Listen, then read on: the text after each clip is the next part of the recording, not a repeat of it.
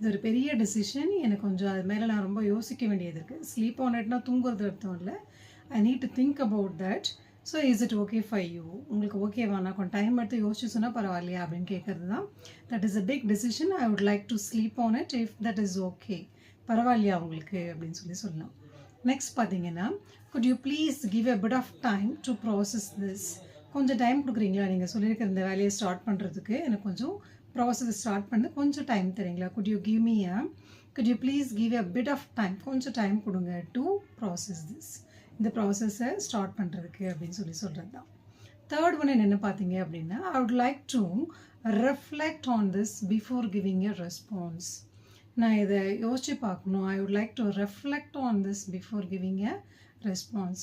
நீங்கள் சொல்கிறதுக்கு என்னால் பதில் சொல்கிறதுக்கு முன்னாடி நான் இதை வந்து யோசித்து பார்க்கணும். இதோட ரெஃப்ளெக்ட் என்னவாக இருக்கும் அப்படின்னு அதை பார்க்கணும். இதோட விளைவுகள் அப்படின்னு சொல்லலாம்.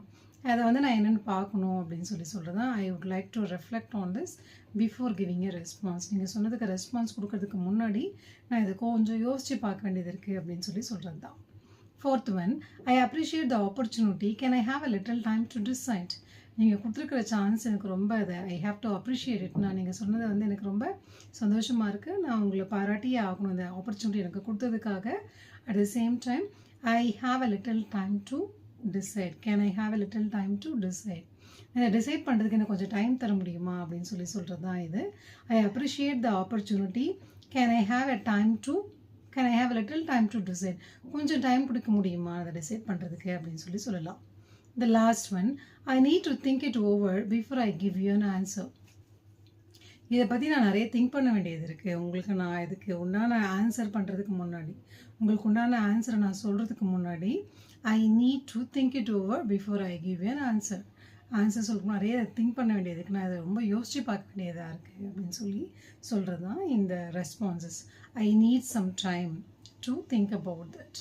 கொஞ்சம் நேரம் எனக்கு தேவை நான் இந்த டிசிஷன் எடுக்கிறதுக்கோ இல்லை இதை பற்றி சொல்கிறதுக்கோ. ஐ நீட் சம் டைம் அப்படின்னு சொல்கிறது தான் இந்த phrase. Okay, the first one, that is a big decision. I would like to sleep on it if that is okay. Can you please give a bit of time to process this? I would like to reflect on this before giving a response. I appreciate the opportunity. Can I have a little time to decide? I need to think it over before I give an answer.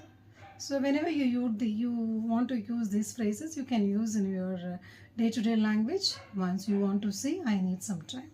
Thank you so much for watching my video, and I catch you in the next video. Until that, signing off, Dr. L. Komati. Thank you.